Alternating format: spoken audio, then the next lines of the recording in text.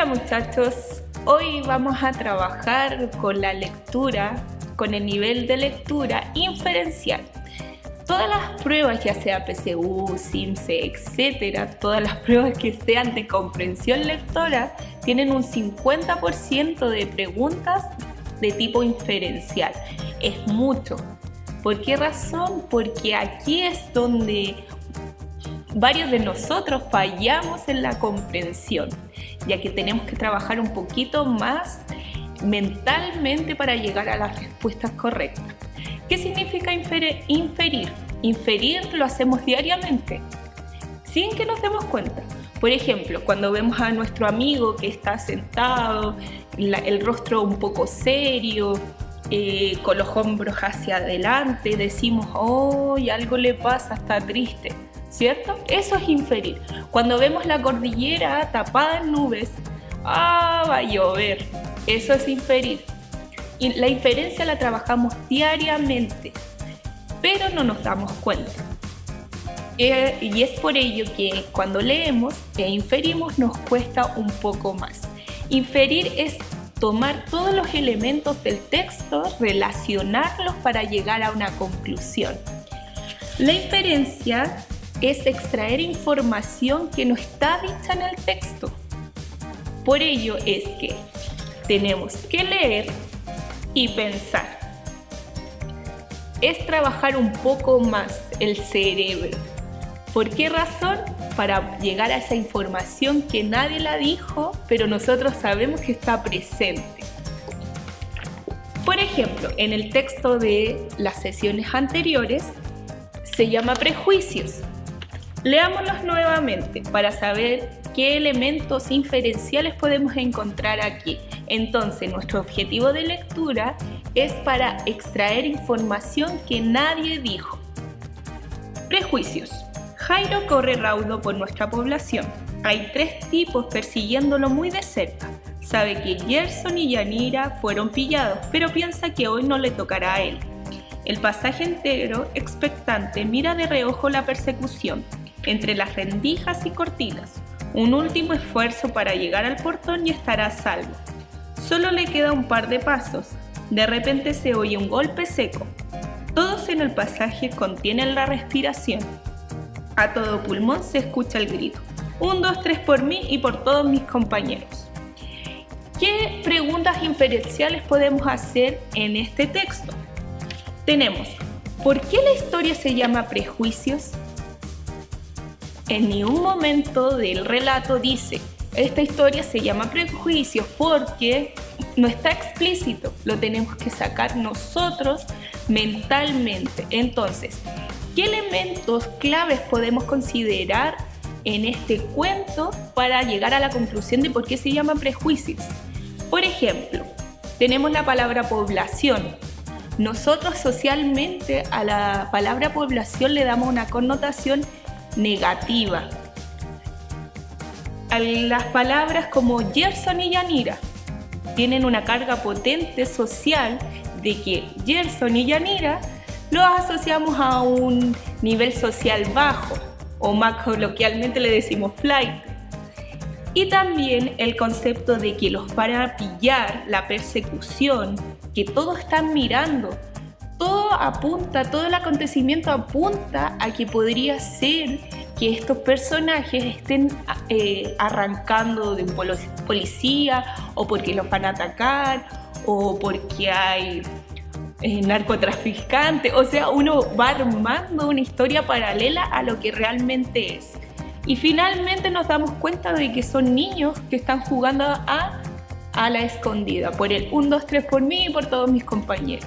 Entonces, ¿por qué esta historia se llama Prejuicios? Tenemos el concepto población, Yanira, Gerson, persecución.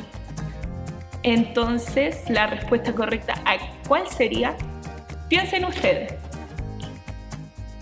Suena algo así parecido a que se llama Prejuicios porque realmente este cuento nos da a entender de que nosotros como lectores somos prejuiciosos. Nos hace una crítica a nosotros y no a los personajes del cuento. ¿Coincidió tu respuesta con la mía? Si coincidió, vamos bien. Tenemos otra pregunta de nivel inferencial. ¿Qué fue lo que produjo el golpe seco? En ningún momento se sabe qué fue lo que provocó el golpe seco. Y dice el fragmento: solo le queda un par de pasos. De repente se oye un golpe seco. Todos en el pasaje contienen la respiración. Uno podría decir: un golpe seco, se cayó. Un golpe seco fue un disparo.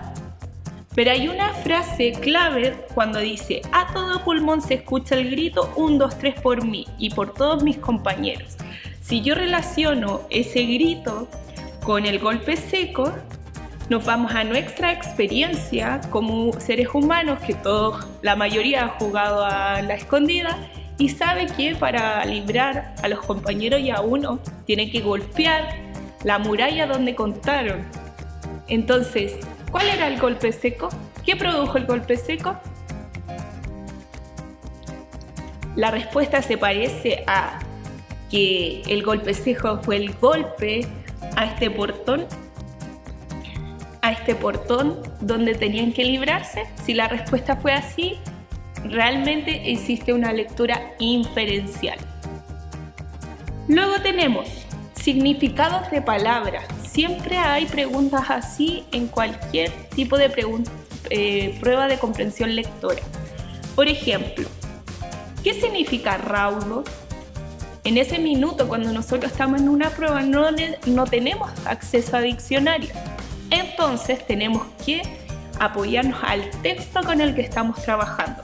Esa palabra aparece al inicio del relato. Dice: Jairo corre raudo por nuestra población.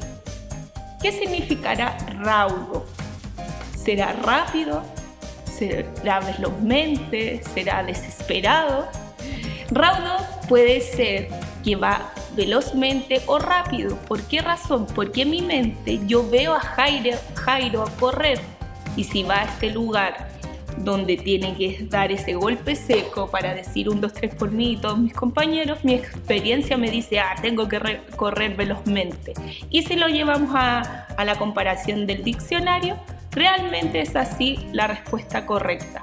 Pero para poder descifrar cuál es el significado de la palabra raudo, no necesariamente tuve que ir al diccionario, solamente sacar pistas de este texto, que sería correr, la persecución y finalmente el grito a todo pulmón de 1, 2, 3 por mí. Todo me indica que Jairo tuvo que correr velozmente. Hay otras palabras como expectante. Quizás no conocemos esa palabra, pero el texto nos llama a decir: expectantes, atentos. Las personas del pasaje querían saber qué iba a suceder. Todos esos elementos que no están dichos en el texto son respuestas inferenciales. Es decir, mi objetivo de lectura apunta a descubrir información que no está dicha. Acá generalmente los tipos de preguntas inferenciales van a aparecer preguntas con enunciados como: ¿de qué trata el texto? Si tú planteas de qué trata el texto, vas a resumir, y ese resumen no está literal, tú lo construiste, tú tuviste que leer y luego pensar. Es decir, tú transformaste toda esa información para reducirla en una sola frase. Otras preguntas como: en la afirmación tanto, en la expresión tanto, ¿eso qué significa? Por ejemplo, sobre todo en los poemas aparecen preguntas así. Según el poeta, la frase tanto, tanto, tanto quiere decir. Es decir, yo tengo que descifrar y dar a conocer qué realmente quería expresar ese poeta.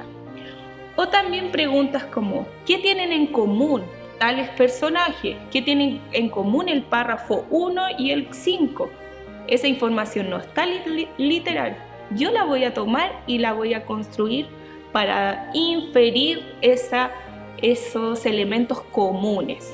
Están las predicciones, qué va a suceder más adelante, el deducir la enseñanza o la moraleja de la fábula, proponer títulos cuando dices, típica pregunta, ¿qué otro título les colocarías a este texto?